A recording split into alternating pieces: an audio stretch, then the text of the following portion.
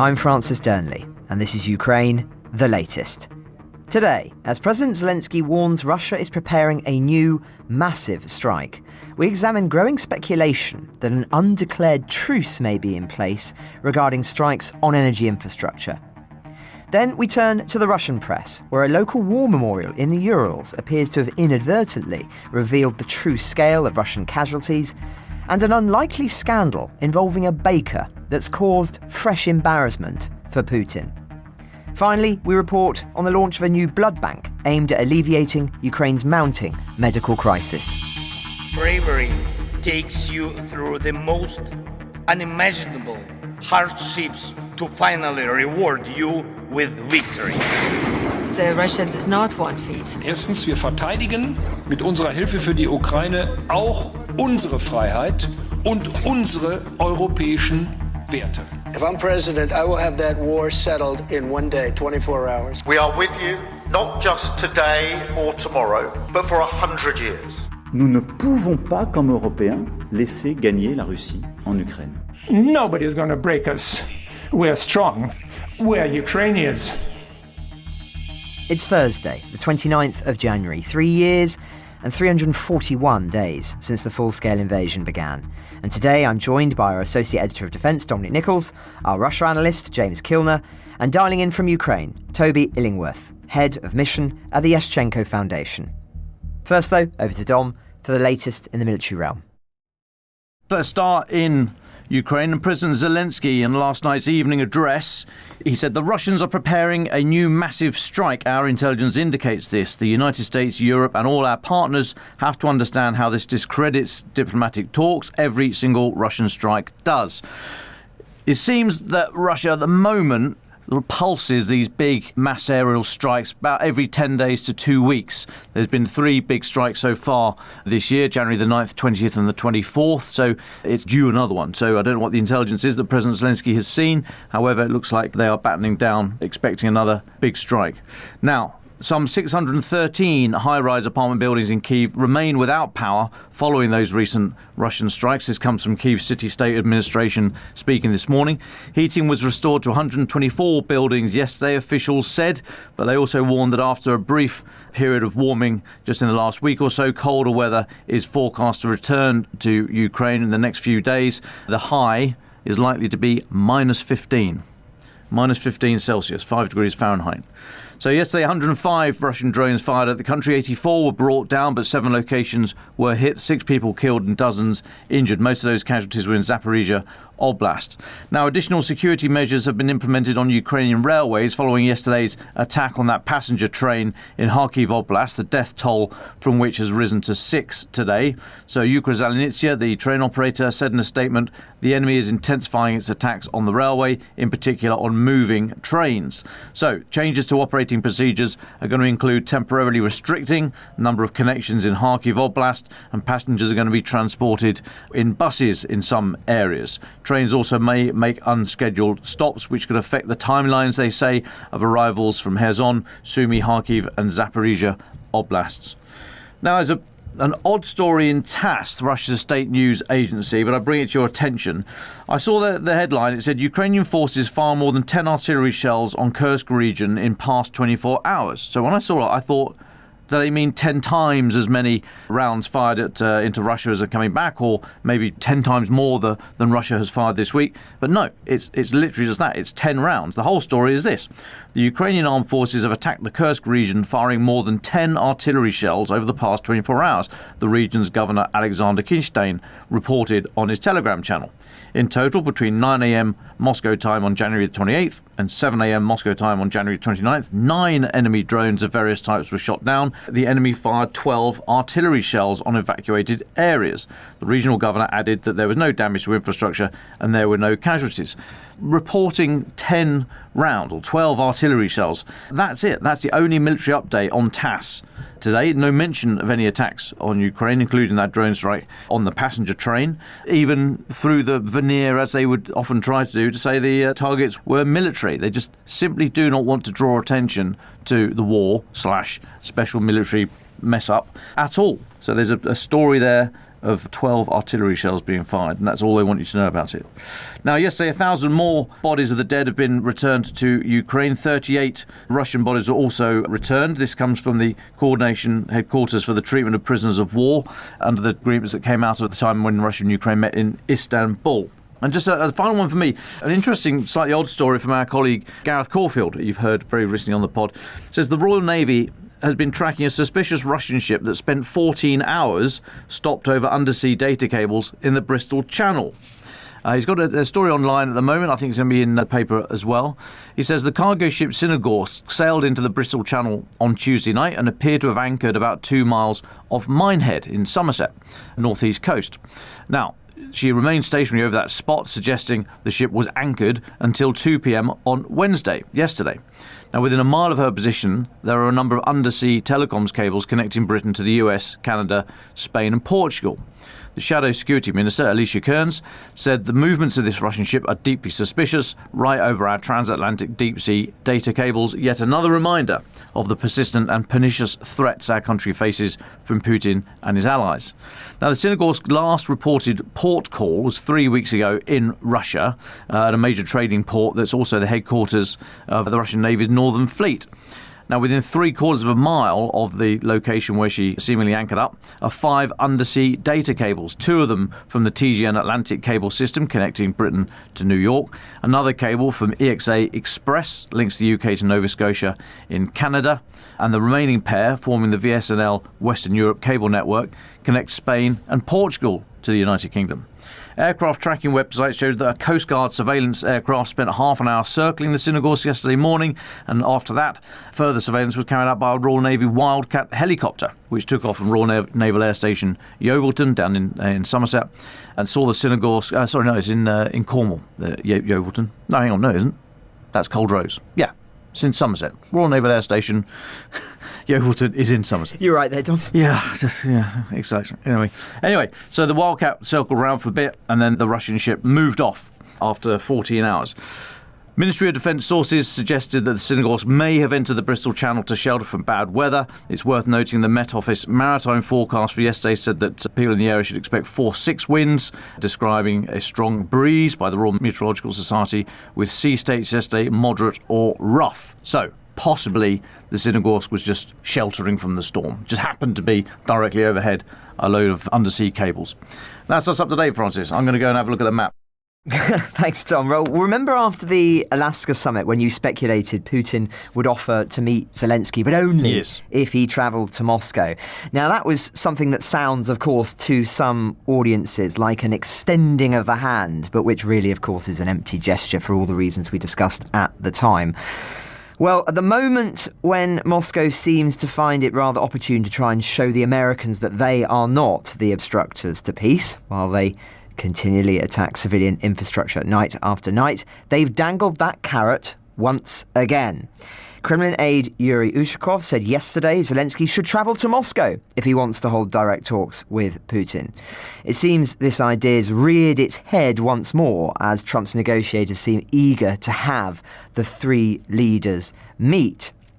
And on those negotiations, more concern among Ukraine and its allies about a basic lack of knowledge displayed by those, well, a particular individual, let's put it that way, that the Kyiv Independent calls a senior US envoy in a closed conversation with a small group of reporters. Our friends at the Kyiv Independent say that, quote, the US official incorrectly claimed that Kyrylo Budanov, the recently appointed head of the president's office and former chief of military intelligence, now serves as Ukraine's vice president. The same US official also appeared unaware of key facts about the war's timeline.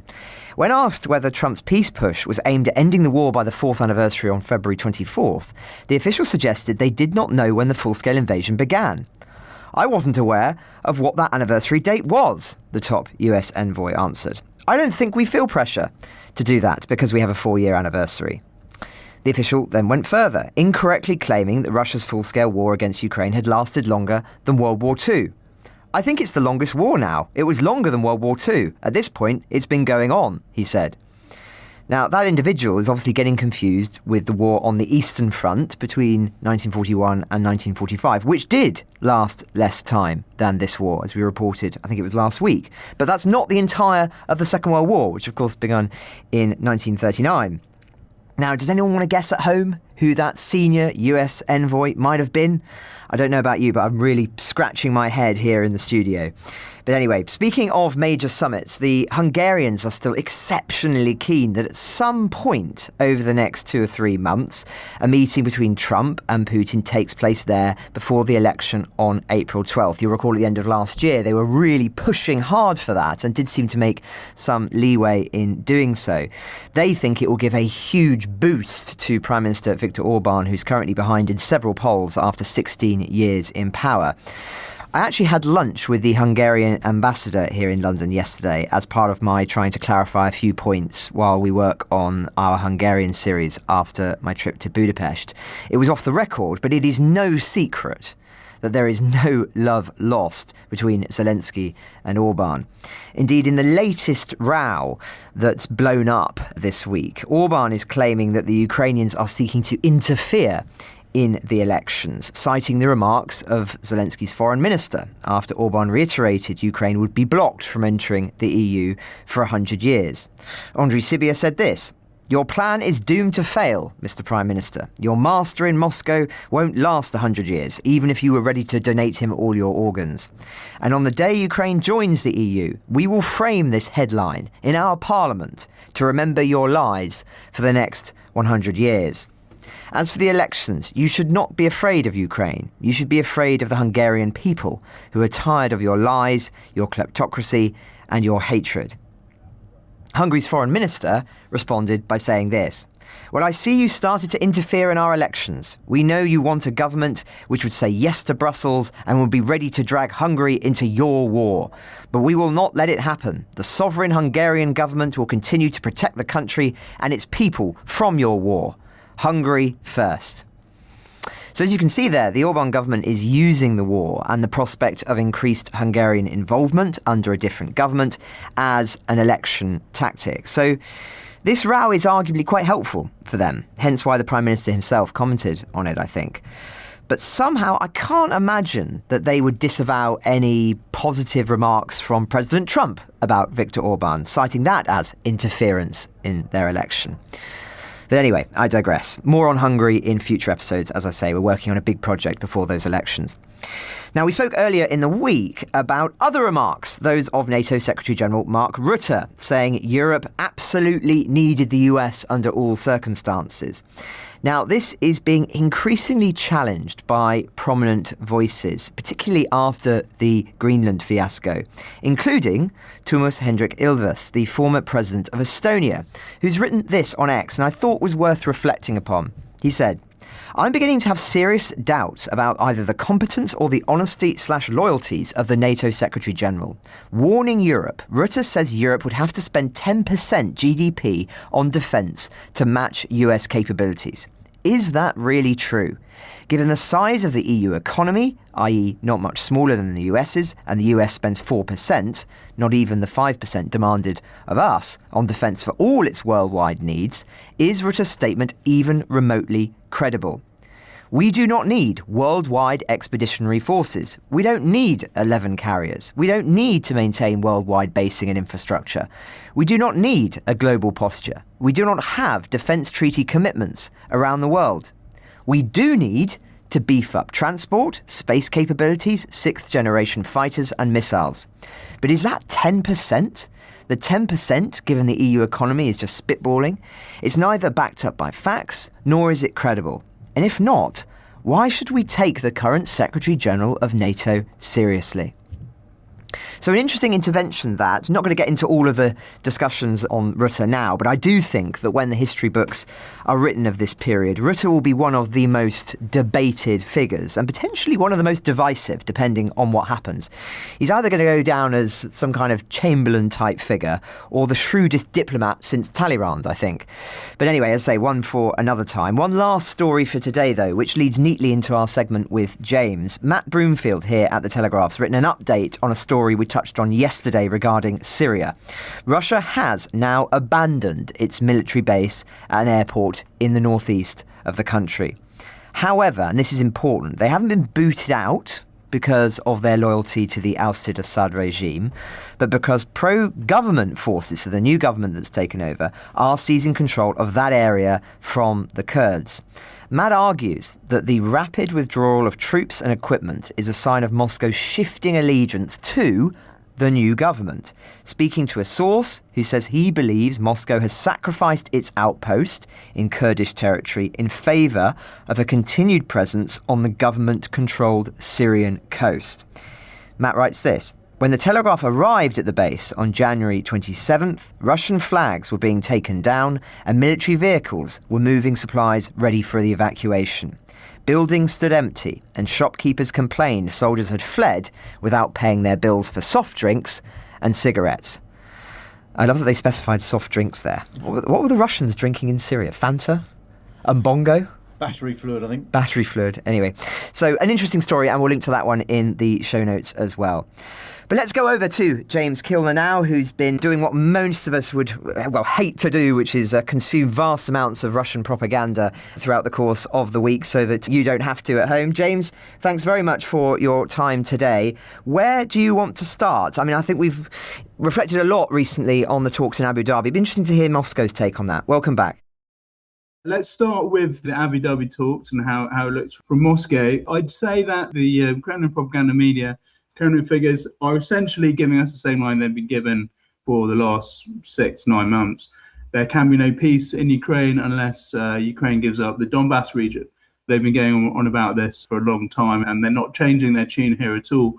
We see it trotting out all the time. I think you've already covered in previous podcasts how Kremlin media and Kremlin officials are starting to use the excuse of this so-called anchorage formula, which is a new terminology I hadn't seen previously. This apparently informal agreement between Putin and Trump from their summit in Alaska last summer, which predicated any peace deal on Putin getting hold of the entirety of Donbass. That seems to be the Kremlin's new central pillar for their propaganda strategy towards these so-called peace negotiations, and they're legitimizing it around this so-called anchorage formula, which, to my mind, I have, as you said, I read the Russian media all the time. I have not seen it mentioned until the last few days. It seems entirely fictional to me. So, interesting strategy from the Kremlin there.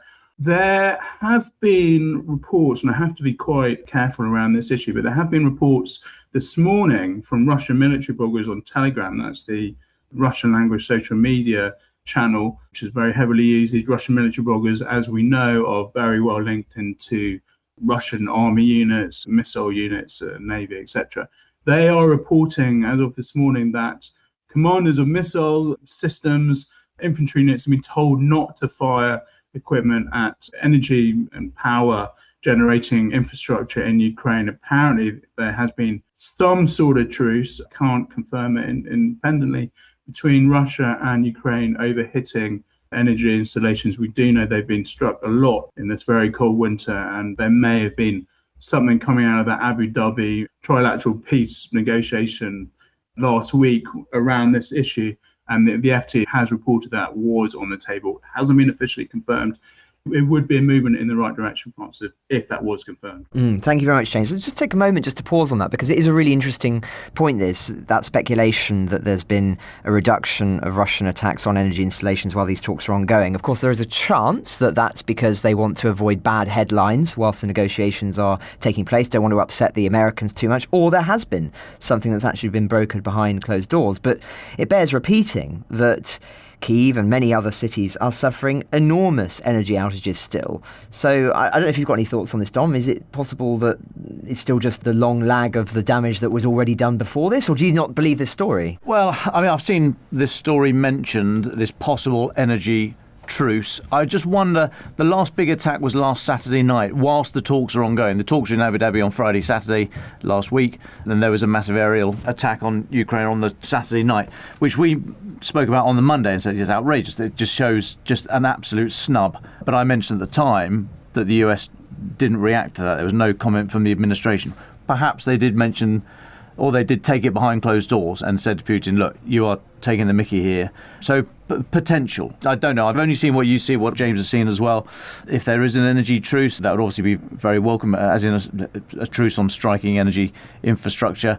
Yeah, I think we've just got to wait and see. But it is notable that the strike happened last week during the talks, and I link it to President Zelensky's evening address last night that he says he thinks Russia is preparing a massive new strike. That will be the answer. We'll find out probably in the next 24 hours. Yeah, exactly. And we have seen examples, obviously, previously where there's been a stockpiling of resource that's then fired in one massive attack to make a sort of statement, of some kind of macabre statement, of course, and an illegal one, a war crime when you're targeting civilian infrastructure. But anyway, by the by, let's turn to another subject now, James, that you've been looking into. This is a visit, Middle East is on the mind at the moment, of UAE leader in the Kremlin today. Yeah, that's right, Francis. So this is a UAE president, Al Nahyan, who was officiating over these Abu Dhabi peace talks last week. He is meeting Putin today in the Kremlin. He's a semi-regular visitor to the Kremlin. He was there last August.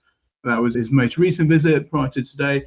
The timing is obviously very interesting. This comes, and I don't remember it previously being announced. It seems to have been arranged in a rather short space of time.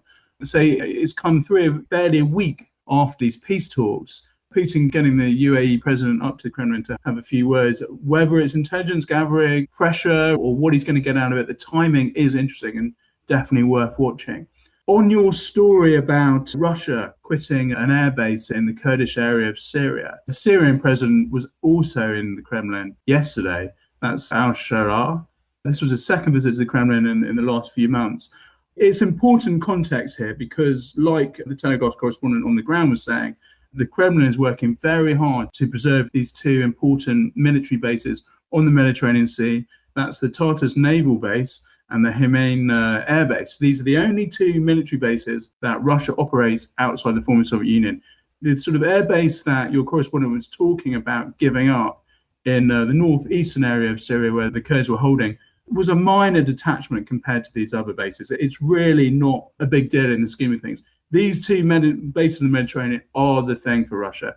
They allow it to project influence over the Mediterranean and over Africa. And as we discussed before on this podcast many times, Russia and the Kremlin is very interested in particular influencing proxy states, proxy allies in Africa.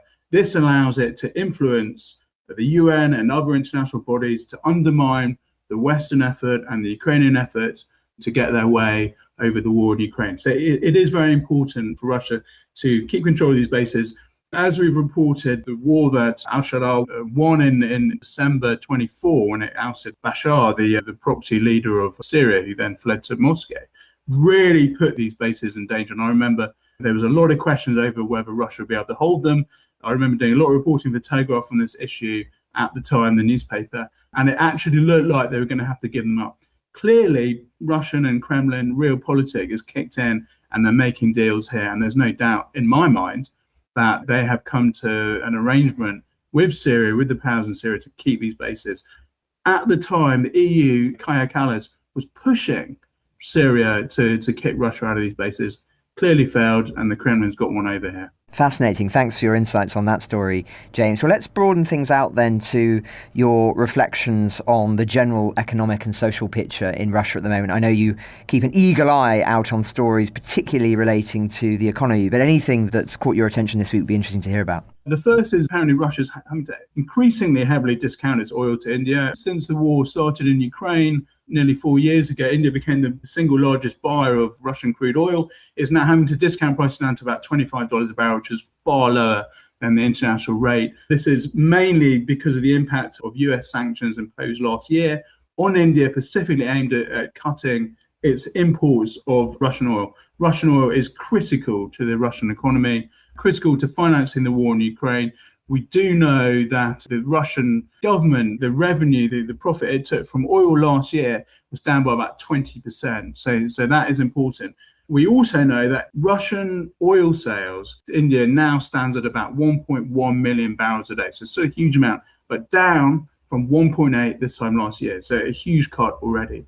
There has been conversations about whether the EU free trade deal signed with India this week was aimed at cutting Russian oil, whether it has had any impact on India's imports of Russian oil. That is not the case. The free trade deal was specifically about cutting tariffs between Russia and the EU. So just to clear up any potential confusion there, the cut in Indian oil is primarily down to US sanctions imposed last year. So that is important to clarify. Another important issue that I've picked up, Francis, is the Russian finance ministry is now starting to make noise about legalizing casinos across Russia. They're currently fairly tightly controlled. Casinos only exist in certain places. They're now talking about releasing this and allowing casinos across the country. This is specifically to raise more cash for the war in Ukraine. They're talking about we're going to allow casinos to operate everywhere and we're going to tax them at 30%. As I keep saying, Russia needs to raise more cash for this war in Ukraine, and this is the latest scheme by the finance ministry. There is a very insightful vignette from the Urals on Russian war losses, depending on who you believe. And Russian war losses are anything between 1.2 million and upwards so far, end of year 4 in this war in Ukraine. There was a photo published at a school in the Urals of these children clearing snow, huge amounts of snow, in this village of roughly 8,500 people, tiny village.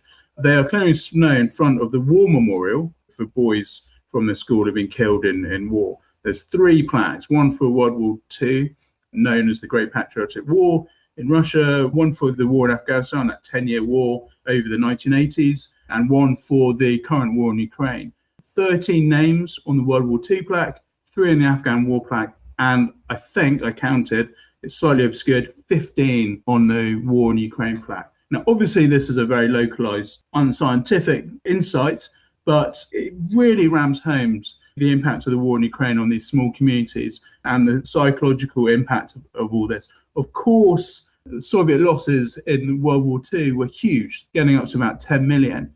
But of course, that was the entire Soviet Union, which had roughly double the population of Russia today. But still, an interesting insight there, just from the random village in the Urals.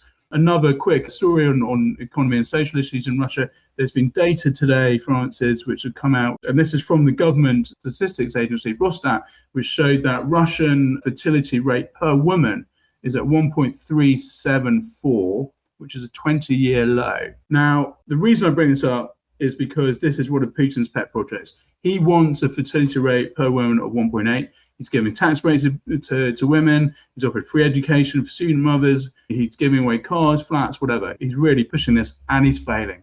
This makes Putin look increasingly impotent. He has been on this project ever since he became president, and he keeps on banging on about it. So another insight there. The final little story on this segment that I want to bring to attention is, and I spoke about this on the last podcast as well, this is the story of the Moscow region baker, a guy called Denis Maximov, who appeared on the Putin Live phone-in before Christmas, complaining about how increase in VAT, tweaks to the tax system had completely wiped out his profit at his little chain of bakeries. I think he had 3 bakeries, always about 12 to 14 people, that sort of scale. And he rang up Putin on this marathon phone-in and complained directly to Putin. And Putin took some interest. He said, I'd be really interested in trying out your pies.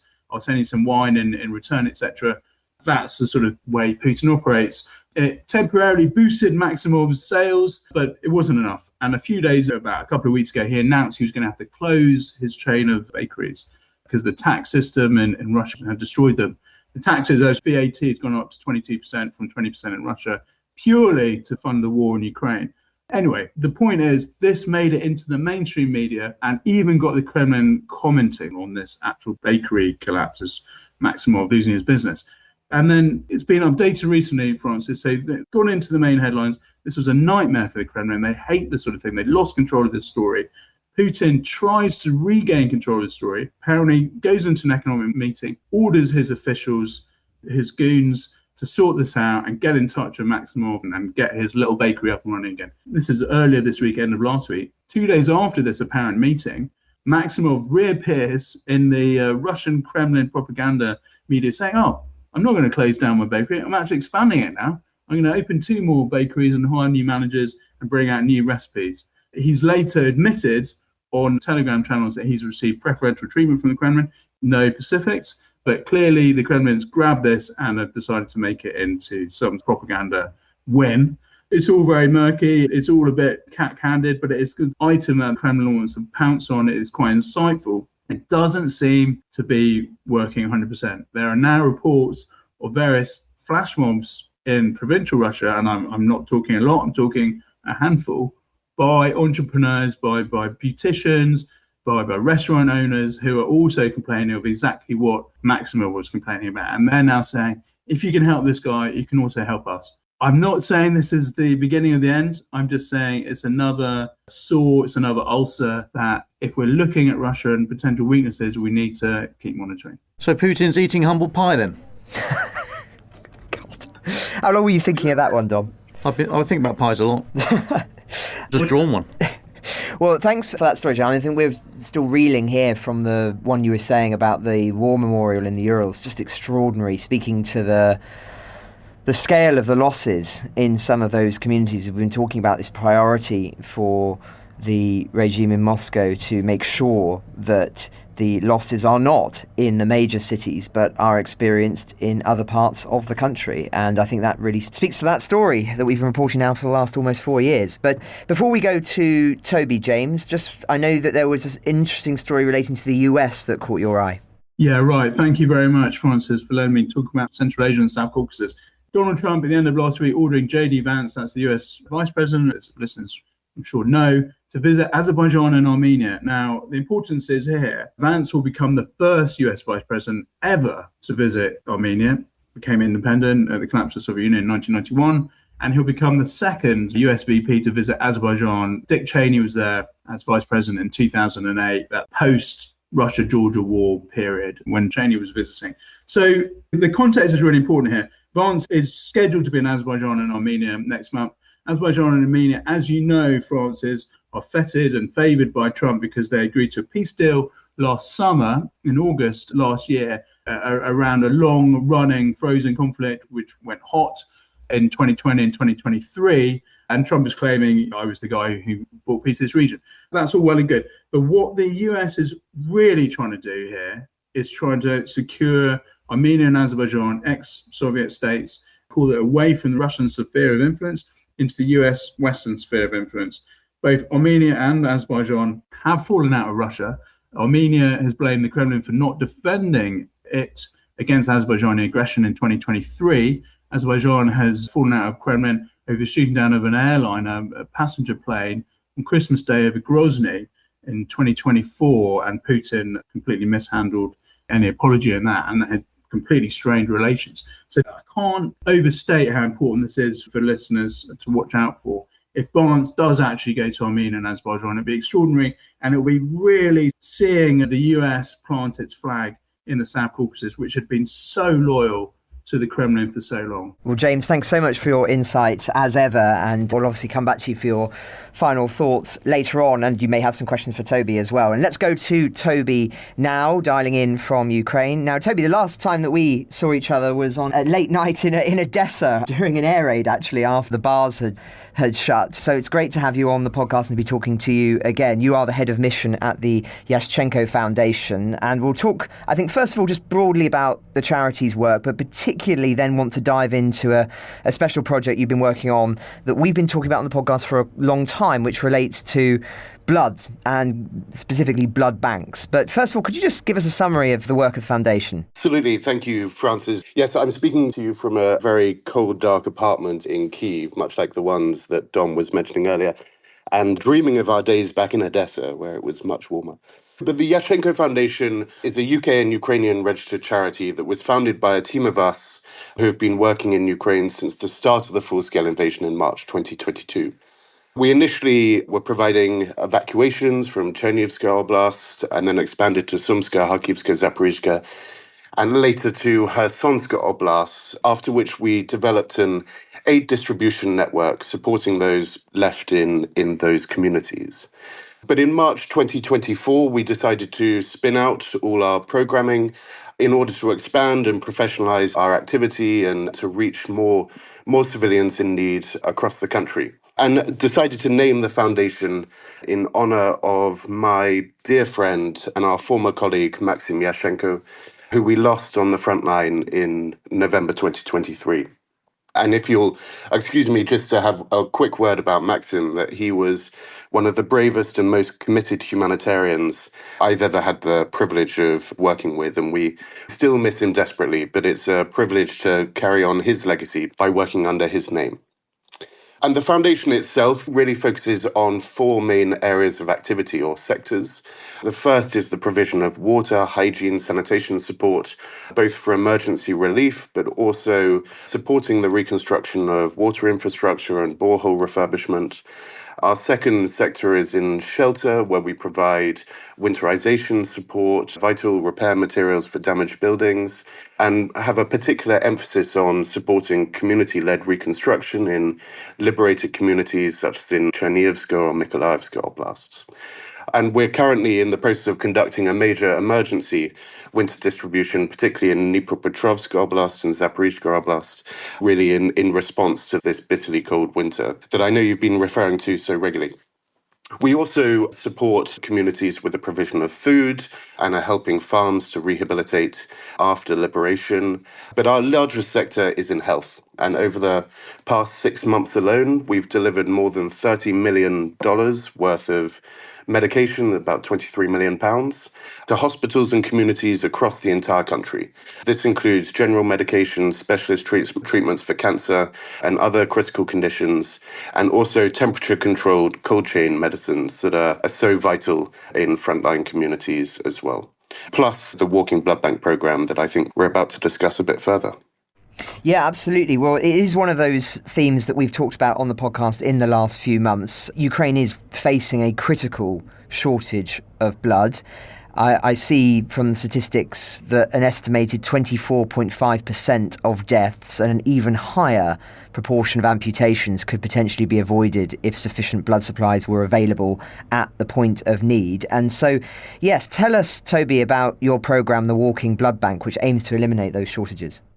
Absolutely. I mean, you're absolutely right to quote those figures. And even before the full-scale invasion, there was actually a shortage of blood in Ukraine, with 2/3 of patients not receiving sufficient blood on time. But of course, the situation has become much more critical since 2024. And there are shortages of all types of blood across the country. Unfortunately, doctors across Ukraine are frequently forced to even appeal on their own social media for specific blood types while they've got patients lying on an operating table simply to perform the operations. And patients are often asked to bring family members to act as donors. So Ukraine really needs a voluntary blood donor revolution. And that's what our programme, the Walking Blood Bank, is aiming to achieve.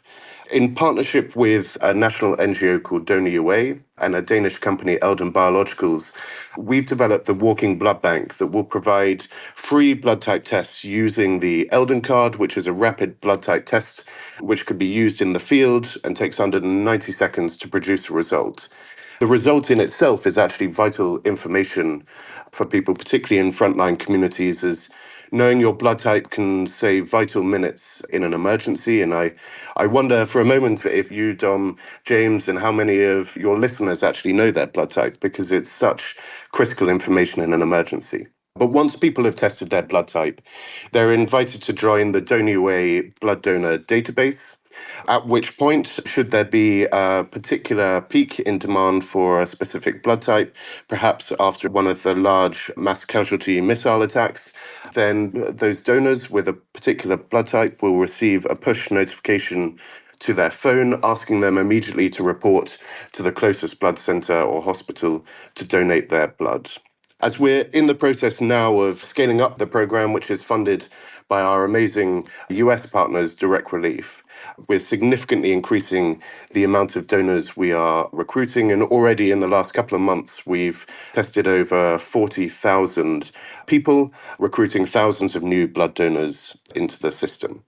And YF's role in part in the programme is providing that testing in frontline communities where the shortages are often the most severe, such as Mykolaiv, Kherson, Dnipropetrovsk, Donetsk, Kharkiv, Sumsk, Chernihiv Oblast. And the goal ultimately of the programme is to engage 750,000 new donors by determining over 2 million blood types across the country and reducing the critical shortage of blood there is here. Well, thank you very much, Toby, for that overview. And it's really great to be able to bring attention to this, given that we've been talking about this issue for quite some time. But I know James, who I think the two of you know each other, it's a small world, has some questions for you. Toby, hi. Nice to hear you on the pod. I'm just curious, your blood banks, Sounds like a really great project. How many do you deploy at any one time? Where do you deploy them? Do you deploy them in the major cities, or are they towards the front lines? And how have working conditions for your blood banks and your staff changed in the last 4 years? Thanks, James, and likewise, very good to hear you too. So we don't operate the blood banks ourselves. The blood banks in Ukraine are run as state bodies. However, due to some of the historic ways in which state institutions have been set up in Ukraine, the blood centres themselves don't have a mandate to actually go out and recruit donors, and therefore they don't do it. So despite the fact they have a critical shortage of supplies, they're not proactively going out and engaging and recruiting prospective new donors. So that's really where the program comes in. Our field teams go out right across the country. They provide this community testing and registration of donors into the system for the relevant or respective blood banks and hospitals to then request a message gets sent out to those donors if they're in need of a particular blood type. But certainly over the last couple of months, the horrendous winter conditions have made all of that a lot more challenging. Not that in frontline locations it wasn't challenging before, and ensuring you don't have a sort of a congregation of civilians in any one area, as unfortunately they seem to far too often be seen as legitimate targets, is something we endeavour to avoid. And so we operate in frontline areas in a very different way to how the programme operates in the big cities like Kyiv, Lviv, Dnipro, Odessa. Well, thank you very much, Toby, for your insights on this. Of course, we will have a link in the show notes to those who are interested in this subject. I know there are many, many listening who are involved in this world.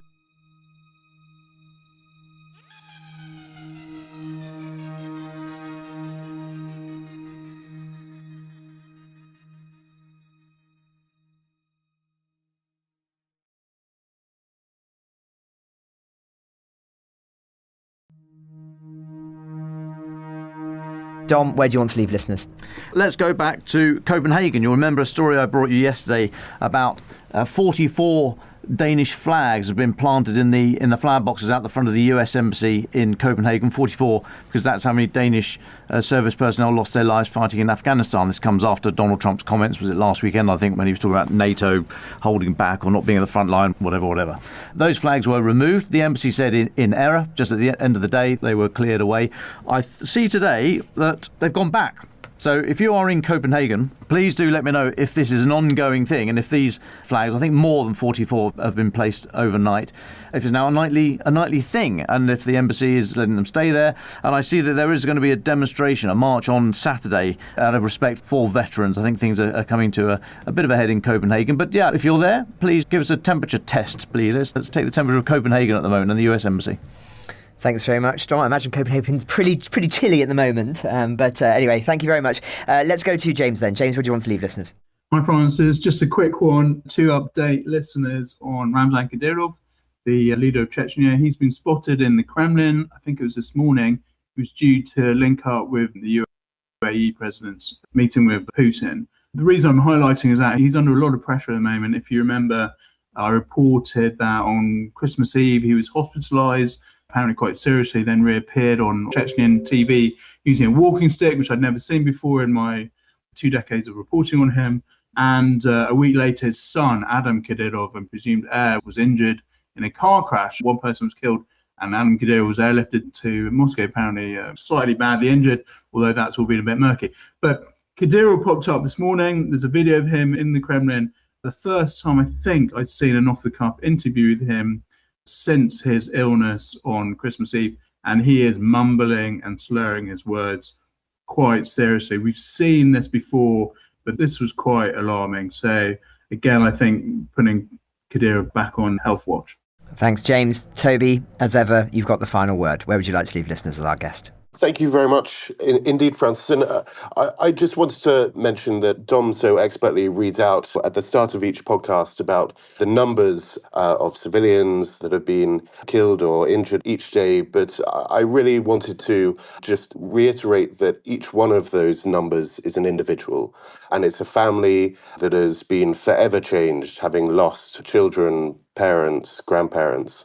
And really coming up to 4 years on from the start of the full-scale invasion, there are individuals here that don't really get very much attention, but they are the volunteers. And we have some absolutely incredible volunteers in our team, be it Irina down in Khersonska Oblast, whose home was destroyed during the Novkakhovka flood, but yet she effectively, from that moment on, has been supporting her local community every single day. Despite her vehicle being hit by an FPV drone, she continues to do whatever she can to support her community. And likewise, volunteers Alexei and Natalia up in Chernivtska Oblast, whose home was destroyed in the first month of the war. Yet, despite Natalia's very serious illness, they continue to support their community to the best of their ability. And so really trying to remember that each of these individuals who either has been lost, such as Max, who we named the charity after, or these amazing volunteers day in, day out, who are supporting their communities, really should be remembered as individuals as opposed to just numbers, that sometimes it's so easy for us to forget that there are those individuals behind them.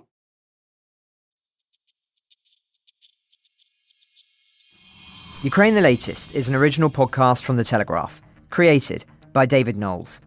To support our work and stay on top of all of our Ukraine news, analysis and dispatches from the ground, please subscribe to The Telegraph. You can get 1 month free, then 2 months for just £1 at www.telegraph.co.uk/Ukraine the Latest.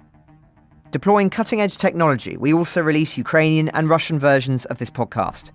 These translations retain our voices and delivery so that it can reach listeners in every region of Ukraine and those parts of Eastern Europe where Russian is still widely spoken. Links to those can be found in the podcast description to this episode. You can also now sign up to the new Ukraine the Latest weekly newsletter. Each week, Dom, Nicholls and I answer your questions, provide recommended reading, and give exclusive analysis and behind-the-scenes insights, plus maps of the front lines and diagrams of weapons to complement our daily reporting. It's free for everyone, including non-subscribers. You can find the link to sign up in the descriptions for this episode. We regularly have a Ukraine Live blog on our website, where you can follow updates as they come in throughout the day, including insights from regular contributors to this podcast. We also do the same for other breaking international stories. If you appreciate our work, please consider following Ukraine the Latest on your preferred podcast app, and leave us a review, as it really helps others find the show. Please also share it with those who may not be aware we exist. You can listen to this conversation live at 1 p.m. London time each weekday on X Spaces. Follow The Telegraph so that you don't miss it. You can also get in touch directly to ask questions or give comments by emailing ukrainepod@telegraph.co.uk. We continue to read every message. You can also contact us directly on X. You'll find our handles in the description for this episode. As ever, we're especially interested to hear where you're listening from around the world. Ukraine the Latest was today produced by Rachel Porter. Executive producers are Francis Dearnley, Louisa Wells, and David Nicholls. My name is David Nicholls. Thank you all for listening. Goodbye.